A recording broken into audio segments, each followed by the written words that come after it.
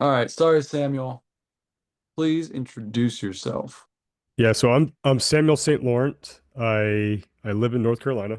I'm in the military. I've been in the military for the last 15 years. So I have 5 years left until I retire, which is pretty nice. I can see the light at the end of the tunnel.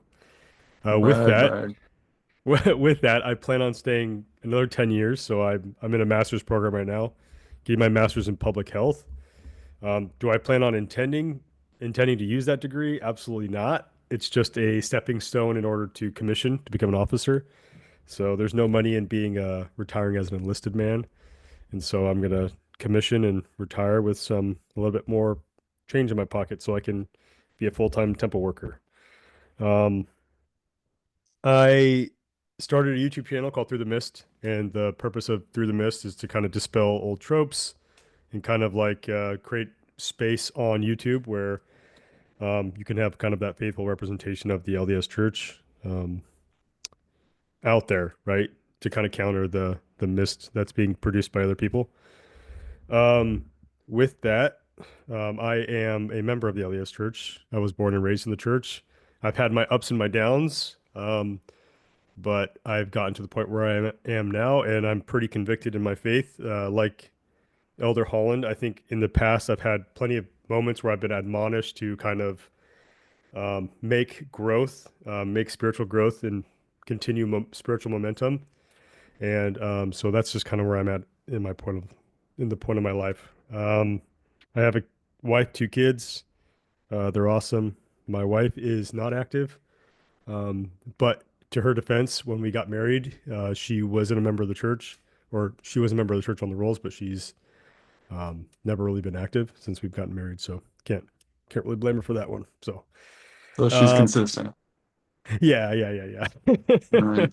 yeah. So but yeah, so that's about me in a nutshell. Um, Awesome. I Thank you for your service. Appreciate all Oh, the hard thanks. work you Yes. military peoples out there. Yeah. It's not something that I looked into it when I was young, and I was like, I do not have the heart for this. This is meant for people stronger, bigger, more passionate about this than I do. So I'm glad that there are people out there like that. Yeah. I appreciate it. All right, very good. So the through the mist, that's like through the mist of darkness, right? Little play on that. Yeah. Okay. It's kind of like that first that vision that Nephi had or Lehi Yeah, had, the dream. It's kind of like that. yeah, That's kind of what I had I in like mind. it. You know, people kind of getting pushed into the mist. They kind of don't know where the rod is. There's so many Yeah. voices out there. So, And I do want to talk to you about the tropes at some point, but today I think the topic was missionary work. Does that yes. still Yeah, run? absolutely. Okay. Yep. Yeah. So quick little intro to it. So we we're in a ward. It's a very small ward compared to the ward that I grew up in and whatnot. We were a branch just a few years ago. Um, and we were made into a ward. And we've always had like a fair interest. Every year we have baptisms, which is pretty good for California in a small rural area, it's small branch slash ward. But it's really picked up in the past year. In the past 12 months, we've had 10 baptisms, and today was our 10th. And they were all individuals, and one of them was female. So nine male baptisms in the past 12 months, which is a little unusual. And then there's a couple of guys on Twitter, on X that I followed that all they do is post statistics about LDS stuff. And one of them that he posted was the increasing interest from the male population in Christianity, but also in the restored faith, and how recently the makeup, as far as the percentage of the population, the makeup has recently switched from a little bit more female to now it's a little bit more male. And there were some theories about whether or not that means that the female population has actually exited, or if the female population is relatively the same and the male population has entered. So with my personal experience, there's a few interesting things going on in the missionary field. And I've been going out with the missionaries, trying to help lots of fun stuff happening in our area. But one of the things that I've noticed is that the 18, 19, 20-year-old missionaries seem to get a lot of training on what it is to preach the gospel, present the message, but there's kind of a candid friendliness that is sometimes looks more like statue kind of robotic presentation. And so I've been working on them with that of like, how do you present yourself as a human being first, and then like a missionary second? And so I'm curious what your if you have any of those kinds of experiences or what the field is like in your area, and then a couple more thoughts on that. Yeah, so that's interesting. Before I do, what kind of missionaries do you have? Do you have elders or do you have sisters? We actually have four elders and two sisters. In your We have one in your in one the ward. in our one ward, Wow, we had two missionaries for just a short while. Most of the time, we've had four elders. But recently, with the activity that's been going on, they sent us another companionship. So we right now have six missionaries altogether. that's impressive. That's impressive. Yeah, it's kind of crazy. And we're doing, I don't know if you've heard it, but before you're a branch, you can actually become a group under under a ward. So we're experimenting with that right now. We have a Spanish group that meets differently than a branch and the ward, but it's under the authorization of the ward. So Wow. I go into that, but there's some things going on there where we're like, well, maybe in the future we could have a Spanish branch and us, and then like another congregation, and we're kind of due for a new building. So what if the building was like in this other area and people? So there's a lot of interesting things to be theorized about there. Yeah, that's really cool. So in our ward, um, I guess historically, since I've been with the ward, we've only had sisters. But like you, recently we had three.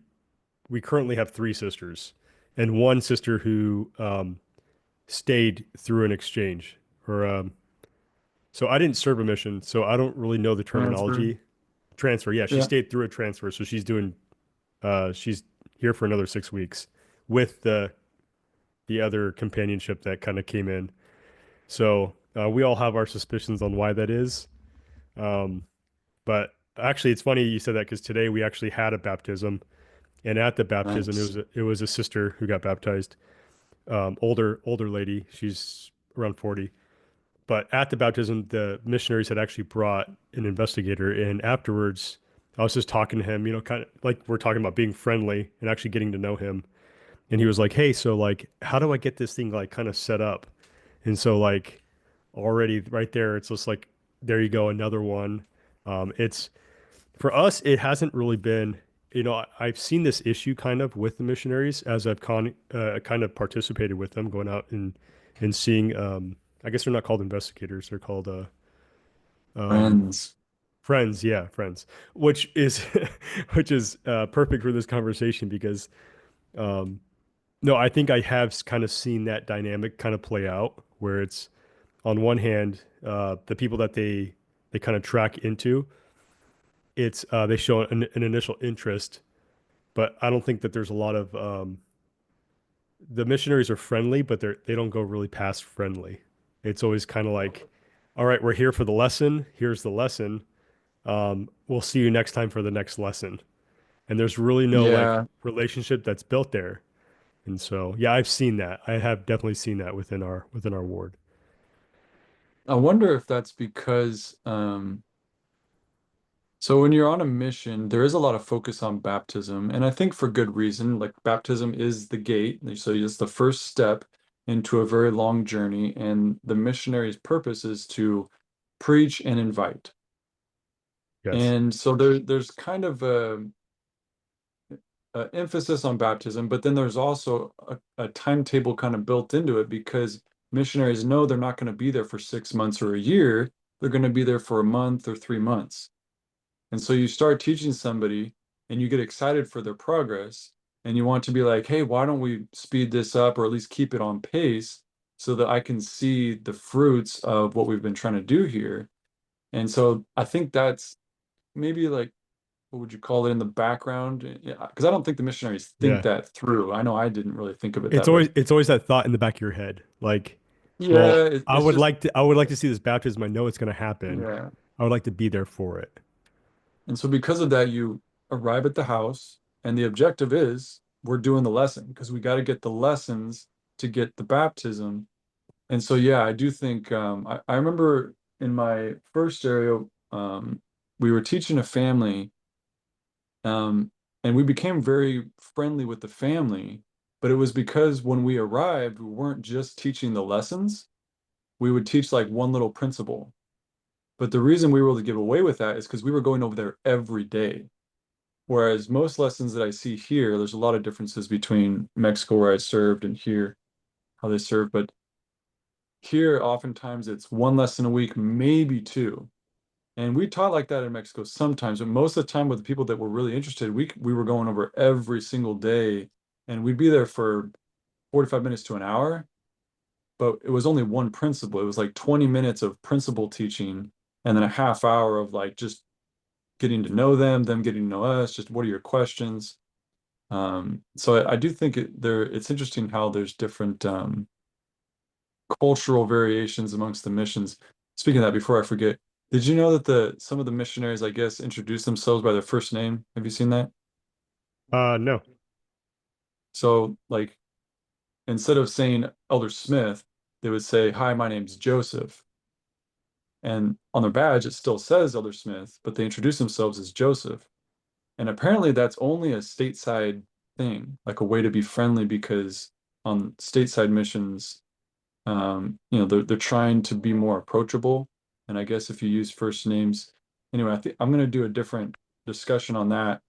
But there's a lot of little things like that that I don't know if it's like mission culture or if it really is a mandate coming down from mission department or whatever it is. But yeah, I just think that more time could be spent at least showing the missionaries what it means to be friendly. Yeah. S- Yeah, so a part of me on one hand is like I can see where it's kind of like it can kind of seem forced, but on the other hand, what our missionaries do a really good job of is inviting members, which I really appreciate. Now, where I think they don't go far enough is I think that there's plenty of members within our ward who are not only return missionaries at some point in their life, but can actually teach the lessons. So it's interesting, like the missionaries kind of they track people, they find people that we wouldn't potentially otherwise know of within our ward boundaries, um, and they invite us to the lessons. But then they teach the lessons, and we kind of just sit there, and Yeah, that's always kind of been a weird dynamic for me because it's like besides them randomly looking over to me and saying, would you bear your testimony on this thing? It's like, okay, well, naturally that doesn't flow. Like I understand yeah, it's, we should always be ready to bear our testimony on these things that are being discussed, but it always just seems so blocky to me. Like, all right, hey, it is. like, what do you think about it? And they're all just kind of looking at each other, looking at each other, looking at each other, and then it's looking at me like, well, what do you think about it? And I'm like, I don't know if that's a missionary thing, but it's really It's weird. a Like, missionary thing. okay. So I started picking up on it. Like they'll look at each other, and then when the other one Yeah, stops, then they start talking, and it's like, yeah, what's going on here? What's going on here? yeah, But yeah. um, It's a little weird. yeah, it's because like whenever they ask me to attend with them, the first question I always ask is, what lesson are you teaching? Because I want to quickly look over what it is we're going to be talking about and kind of look at kind of the core principles. So like all of us are have been told to like start reading Preach My Gospel, right? I'm not a missionary, Right, but I should be continuing to, study the gospel and study these various sections. right. So I always look through it before the lessons, but then I never get the like, oh, occasionally they'll ask me like, well, do you have any thoughts on this? And I'm like, I have a lot of thoughts on this. And then I'll like, Yeah, talk about all the stuff I know. And it's not like, oh, like look at me, I know all this stuff. It's like, um, at the end of the day, when this person does get baptized, I'm the person that's going to be their friend, actually. And so I want to yeah, get to know that person. Like I actually want to get to know that person and yeah, know more about them, know like what do you do for like your work or tell me about your family, this kind of stuff. It's like I'm willing to teach a lesson. Like the lesson is important, but you know, at the end of the day, yeah. like So I think the topic would be something like how can a LDS missionary be approachable? because the lessons are not how to be approachable. The lessons are the material that you're supposed to deliver. Correct. And so if you step out of the lesson, which is what you do and what I do as members, we're not missionaries. If you step out of the lesson, it's really easy to be approachable because you're like, well, this is my neighbor. This is somebody that I'm going to be running into every so often. And Yeah. so I don't care about the lesson. I'm not worried about whether or not I'm telling them, the definition of the great apostasy, because if I don't get to it now, I'll get to it later.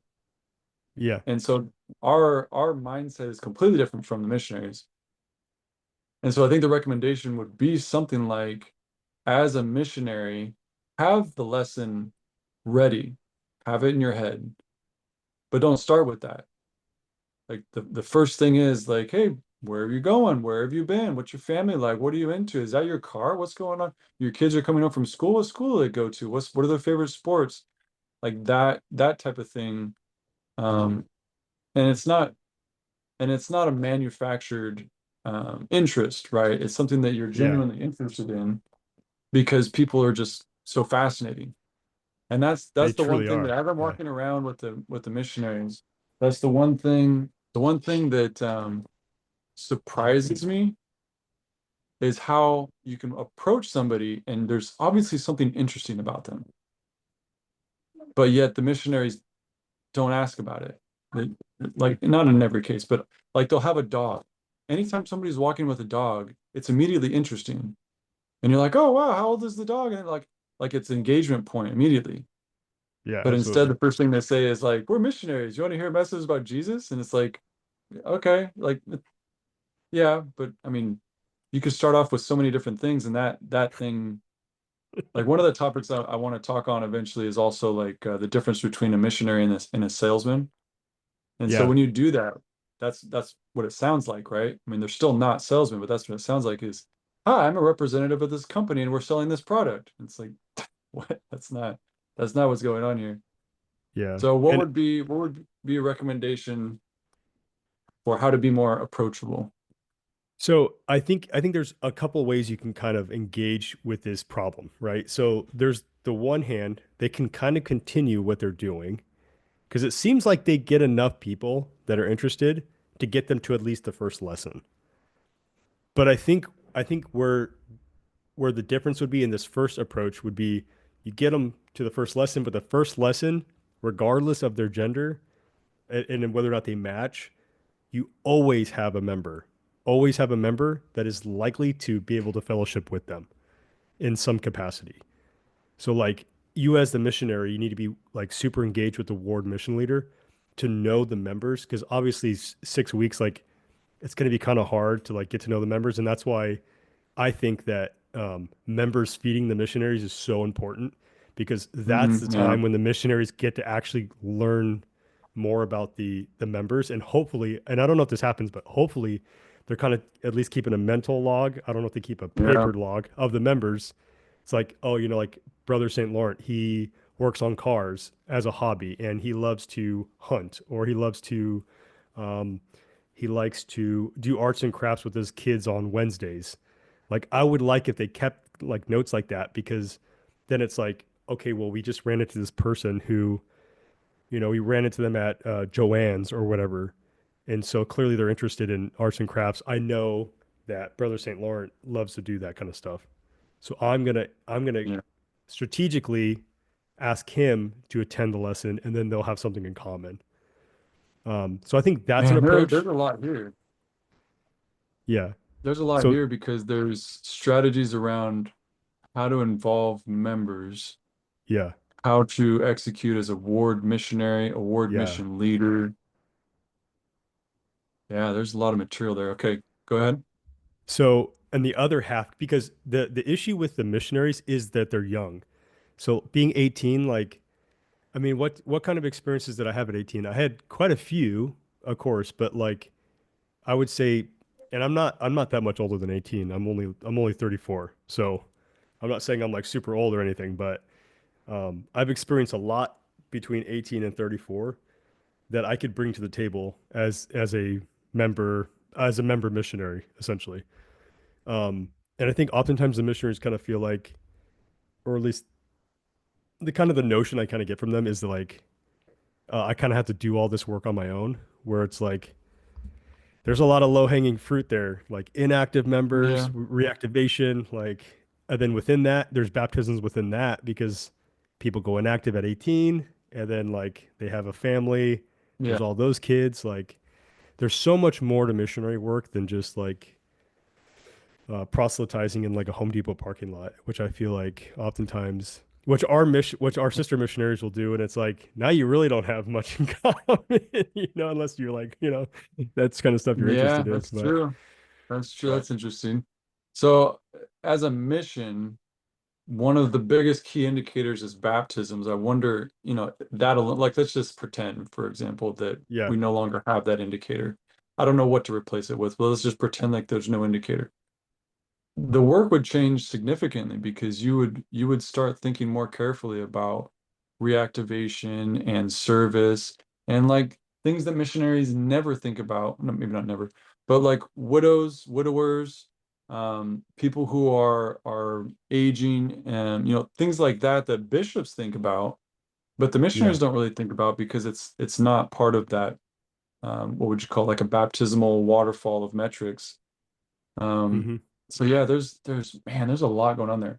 So I think if I could circle back around, it would be the idea that if missionaries learned, if they practiced and learned the ability of taking an intense interest in people, then that would pave a different experience than this traditional um way of thinking, which is memorize the discussion, not memorize, but learn the discussions, find people, teach people, baptize, hand them off to a strong ward, repeat. And it's like let's pretend like all of that is valuable, and we're going to set it aside for a second and just teach missionaries how to be interested in people. Like how do you find the most basic things of people fascinating? Like if as a missionary you ask people, what do you do for a living? And they'll say something like, I'm a welder. And you'd be like, oh, that's cool. What does your wife do? And it's like, wait, hold on. Do you realize that just Yeah. just him saying I'm a welder, like you could that's like a Yeah. whole 20 minutes of easy talk. Like, what kind of welder? What is Easily. that like? Yeah. I don't know anything about welding. What's going on there? Like, how much do you get paid? Have you ever been promoted? Do you have to travel a lot? Like, there's a lot going on there just because you find things fascinating about people's lives, and just learning more. So And that's what I think would be my recommendation to missionaries is practice that. Like practice spending an hour with somebody and maybe not talking about the gospel, but really developing an appreciation for who the person is. and surprisingly, if you think about it, like most missionaries, they kind of already do that when they come into a transfer and they get fed by the Yeah, members. Like they have to do that, like get to know the person. Um, and well, at least they get an that's a good example of point. that. They get an example of that because like whenever the missionaries come in or a new missionary comes in, the first thing I do is like when they come to our house for a meal is like, okay, well, like tell me something about you. And then, I'm always super fascinated, especially if they come from Utah, because I never grew up in Utah. I grew up in California. So I have like that paradigm is so different. So I'm like always so fascinated with like, oh, well, Yeah. what part of Utah? And like, tell me about what that was like and whatnot. But I think you have a valid point. Like the engagement with an individual it can be significant if they can just for a couple of minutes spend some time to actually find interest in the individual. And that might come back to like just the uncomfortability of talking off of a pre-designated topic that they're already kind of used to. But I think one good way you could probably practice that prior to a mission would be like, I don't know, volunteering at like a homeless shelter or volunteering at like what would it be called? Like hospice or end of life care or like a nursing home, Yeah. right? If you did volunteering Yeah. stuff like that, you'd get opportunities to learn and have interesting conversations with people.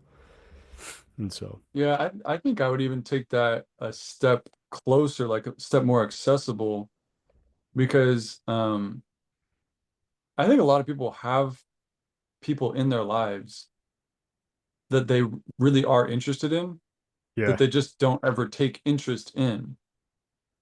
Sit No, yeah, down that's with true. That's somebody true. sit down with somebody that you already know. Like if you're planning on going on a mission, this should be very accepted. No need to sign up and sign waivers and find a homeless shelter and all that. Like sit down with somebody you know, maybe not who you live with, but somebody you know, like an uncle, aunt, grandparent, and just say, hey, I was thinking about you the other day. I was curious to learn more about you. And I'm sorry if this sounds like really formal, but I'd like to sit down with you and just talk to practice or to get to know you or whatever. And I think most people, especially 17 and 18-year-olds, would be shocked to find that their aunt or uncle has interests they didn't know about, maybe even has experiences they can share, or childhood experiences, maybe even like traumatic experiences. What did you learn? What was it like to go through that thing? And I think that as a missionary, um, you could spend more time in that area and develop a relationship that will help them understand that you have an important message, and the important message that you have is to a child of God. You're delivering it to a child of God, and it's something that you do out of love, and it's that getting to know them and that appreciation for them that helps them see that, in my opinion. Um, yeah, man, I guess I didn't realize how huge this topic is. Like as we're talking about it, like all these other topics are coming to my mind of, Yeah. I guess, not how to be a better missionary, but just how to be engaged with the plan of salvation, like truth and knowledge and sharing and absorbing and connecting people. Because missionary work, as important as it is really not formulaic. It's not a numbers game. Um, No. yeah, it's And, that's fascinating. and in my mind, it's always if you do put a formula to it, it's almost to its detriment. Like Yeah, if you're trying to rush a process, like so there's kind of two ways to think about it. If you rush somebody to baptism, are you setting them up for failure in the sense that they don't know anything about the church? They don't understand that they actually need to go to church because some people just don't have that concept. Like, oh, well, I was already yeah, baptized in this other church and I was baptized and I don't go because I don't think I have to go. Like it's not negative. Like they don't think of it like that. And I think we've had members like that in the past where it's like, oh, I didn't yeah, know I had to go every week. It just wasn't something I knew I had to do because they were rushed to baptism, and then they kind of just fell off because nobody really even knew who they were. And so it's one of those things. Like I think that getting your ward engaged as fast as possible in the process is only going to strengthen you as a missionary. Like getting individuals connected in fellowshipping, because that's like one of the major plus sides to the church is like that fellowship of um, the members around you, right? Especially for those who don't yeah, have that support network at their house, like which on yeah, the East Coast, like that's definitely something that um, like most people just don't have. They have like no sense of what the church is or anything like that. yeah. We'll have to talk about that too, East Coast versus West and in between. Yeah. Okay. Well, I've got about five more topics that I want to write down and keep track of. Did you have anything else that you wanted to throw into this one? No, I mean that's pretty much it. Yeah, I agree with you. Like they need to start thinking of people as interesting, because everyone is interesting. Everyone has their own unique like story to tell. Um, and people like to talk about themselves. Like let's not beat around the bush. People like to talk about themselves, but people also like to be noticed. They like to be noticed and like to be appreciated, right? And I like to appreciate people, and so if we can just connect those two, get me to be able to appreciate people, right? Get the missionary to be able to appreciate the Yeah. person for what unique thing they bring to the table, then I think that'll help. That'll help Yeah. for sure. And here's my last tip, I guess, would probably go towards the members, the ward members that are going and attending these lessons. The one of the first thing I do, the first opportunity that I feel is appropriate when I'm in a lesson, um, I will pull the investigator out of the lesson. Because I'm not worried about the lesson. They're going to get the lesson, whether it's with me or with somebody else. Like the lesson's going to happen. What I want to do is pull them out into some kind of real space. And you it's fascinating how fast their facial expressions change. They go from Yeah. and as soon as you Yeah. pull them out, and they're like, "Oh yeah, my kids, they'll be getting home from school in 20 minutes," and it's like, "Oh, It's a did you completely know different that?" person. Yeah, and so I think the members could do that. Like, hey, Sister Smith, could you bear your testimony now that we're talking about the restoration and just and yeah, bear your testimony, and then immediately start pulling them out. Like, have you ever heard of prophets before? Where have you heard of a prophet? Do you read the script? Do you read with your family? Does your family read? Where's your family at?